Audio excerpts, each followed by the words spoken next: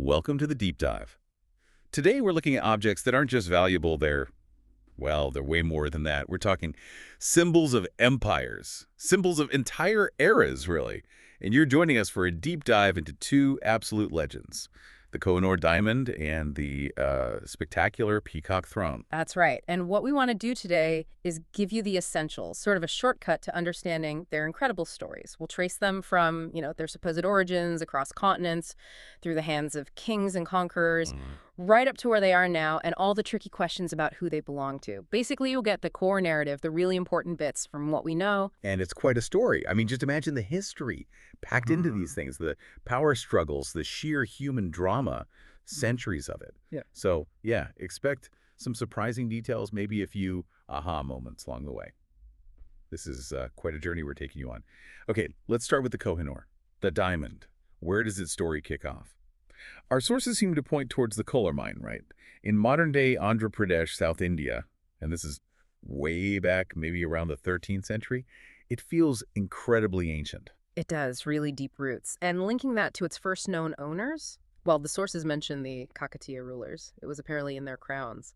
Then you see the first big shift. The Delhi Sultan, Alauddin Khilji, seizes it late 13th century. And that tells you something immediately, doesn't it, about how power and prized objects worked back then? Yeah, absolutely. It wasn't just about the money, was it? Taking something like the Kohinoor. It was a power play, a symbol, like saying, look what I have now, I'm in charge. It kind of sets the stage for everything that follows. Exactly. It established dominance. Which brings us to, well, maybe its most famous early chapter, the Mughals. Babur, the guy who founded the Mughal Empire, he actually writes about getting it in the Baburnama. Says he got it from Gujarat. Think about that. Already a legendary prize, traveling, being documented by an emperor. Wow, Babur himself mentions it. That's incredible. So it was already a big deal right from the start of the Mughal era. How did it become, even more central to them? Well, the peak integration really happens under Shah Jahan. He doesn't just own it. He makes it a centerpiece. He puts it right into the Peacock Throne. And this wasn't just like adding bling. Putting the Kohinoor there, this already famous diamond, into his throne, that amplified his power, his divine right. It was pure political theater, a massive statement of wealth and authority. Right, less decoration, more declaration, embedding power into the jewel itself. Okay, so the Mughals are at their height, but history loves a twist, doesn't it? And the big one here is Nader Shah's invasion of Delhi. 1739, a massive turning point. Nader Shah comes from Persia, conquers Delhi, and basically strips it bare. He takes the Peacock Throne, and crucially, he takes the Kohinoor with it back to Persia. And it's actually Nader Shah in this moment who gives the diamond its name, Kohinoor. Mountain of Light, in Persian. Exactly. So the name itself is tied to its capture by Persia. A new owner, a new name, marking a completely new chapter. Precisely. It becomes his Mountain of Light. But the diamond slaying is far from over. After Nader Shah dies, things get chaotic again. The diamond moves on, ending up with Ahmad Shah Durrani in Afghanistan. It just keeps moving, doesn't it? Passed from one ruler to the next. Like a historical hot potato, yeah. So Afghanistan next. Did it settle there? For a while. But then you get another really interesting exchange. 1813. Shah Shuja, one of Durrani's descendants, he actually gives the Kohinoor to Maharaja Ranjit Singh of Punjab. But it wasn't a gift. It was a trade.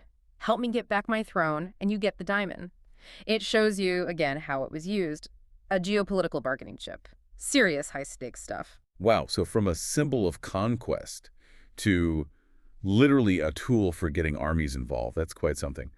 Okay, so it's in Punjab with Ranjit Singh. What happens next? How does it end up? Well, where it ends up? Well, Ranjit Singh holds onto it. It becomes a key part of his treasury, the Sikh Empire symbol. But then comes the Anglo-Sikh Wars. In 1849, after the Second War, Punjab falls under British control.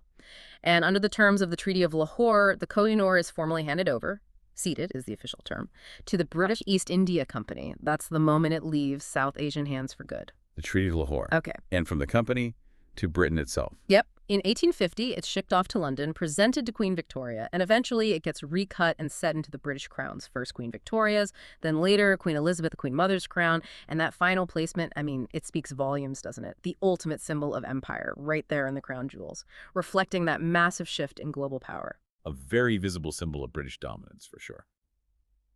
Okay, let's shift focus a bit. Let's talk about the Peacock Throne itself. The thing that Kohinoor was part of for a while. Shah Jahan commissions it, 1628, for the Diwan-i-Khas in the Red Fort, the Hall of Private Audiences. I just try to picture the sheer magnificence of it. Oh, it was designed to stun. An absolute marvel of art and architecture. Yeah. Sources say it took about 7 years to build. And the cost estimates are around 1 crore 60 lakh rupees back then, which is just astronomical. Some historians suggest that's like maybe tens of millions of dollars today, or even more, depending on how you calculate it. Enough to fund a huge chunk of the Mughal military budget for a year. It wasn't just rich. It was a statement of almost limitless resources. Wow. Okay, that cost comparison really hits home. It wasn't just showing off wealth. It was showing off power on an economic scale we can barely grasp. And the look of it. Gold, covered in diamonds, emeralds, rubies, pearls. And those famous peacock figures, right? That gave it the name. Must have been breathtaking. Absolutely, designed to overwhelm the senses. But then, we circle back to 1739, Nader Shah's invasion. He takes the throne, the whole thing, along with the Kohinoor, back to Iran. It was the ultimate war trophy, wasn't it? Taking the very seat of Mughal power. Yes, but here's where the story's really split, right? The diamond survives, more or less intact. The throne, not so much. Its journey had a very different, much harsher ending. Tragically, yes. After Nader Shah's assassination, things fell apart. The throne itself, the original structure, it was dismantled, destroyed. The precious stones were scattered, some sold, some looted, some probably incorporated into other things. It's such a stark contrast, isn't it? The diamond endures as one piece, but the throne, this grand monument, is just broken up. It really shows how fragile even the biggest symbols of power can be when chaos heats. A powerful lesson there. Some symbols get passed on, others get shattered. So let's talk about today. Where are these legendary items now? The Kohinoor, as we know, is in the Tower of London, part of the crown jewels, still very much a single identifiable object. Right. Still a central piece.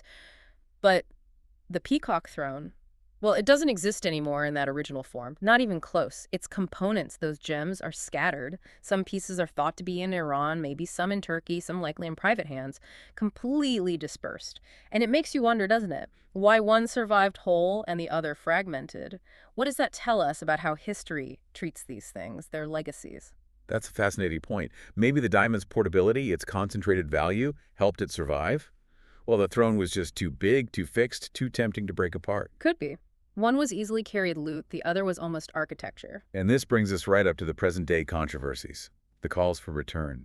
India's been asking for the Kohinoor back for a long time, right? Since the 50s. Yeah, it's a long-standing request. Goes back decades. But it's gotten more complicated than just India and the UK, hasn't it? Oh, definitely. Especially after around the year 2000.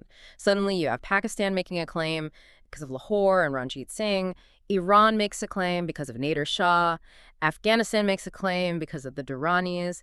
It really underlines how complex ownership gets when an object travels through so many different hands, so many different territories and empires. It's not a simple line. Right. It's a whole web of historical connections. Yeah. So where does India stand now? I seem to recall some mixed signals a few years back. Yeah, there was that moment in 2016. India's Ministry of Culture initially put out a statement saying it was voluntarily given, a gift, essentially. But that caused a huge uproar, lots of public pressure, historians pushing back. And they pretty quickly reversed that stance, said, no, actually, we are still trying to get it back. The conversation flared up again after Queen Elizabeth II passed away in 2022. But, the UK's position hasn't really changed. They haven't shown any intention of returning it. It's all tangled up in international law, museum policies, and, frankly, British politics. Very complex. So there you have it. We've taken this incredible deep dive into the Kohinoor and the Peacock Throne. From a mine in South India, through Mughal splendor, Persian conquest, Sikh rule, to the British crown jewels. And from this unbelievable throne, this masterpiece, to scattered fragments across the globe. These are so much more than just objects. They really are living history, aren't they?